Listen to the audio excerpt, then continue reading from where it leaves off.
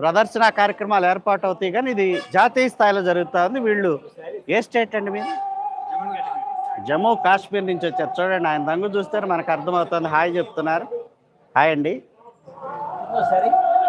జమ్మూ కాశ్మీర్ నుంచి వచ్చారు అంటే అసేతు హిమాచలం అని అంటారు కదా, అక్కడి నుంచి హిమాలయాల దగ్గర నుంచి మరి ఇక్కడ మరి కన్యాకుమారి వరకు ఉన్న ప్రదేశాలు అన్నిటి నుంచి కూడా చాలామంది రావటం జరిగింది.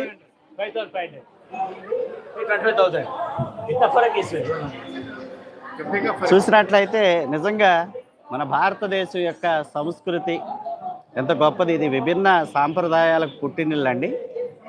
మన అందరి భాష మరి ప్రాంతము మతము అన్నీ వేరుగా ఉన్నప్పటికీ మనందరం భారతీయులు అనే ఒక మంచి భావన కలగటానికి ఇదొక మంచి వేదిక ఇక్కడ ఏర్పాటు చేయటం. అది ఆంధ్రప్రదేశ్ ప్రభుత్వం దీనికి జమ్మూ అండ్ కాశ్మీర్ వారి షాప్. అవునండి, జమ్మూ కాశ్మీర్ వాళ్ళది ఇది.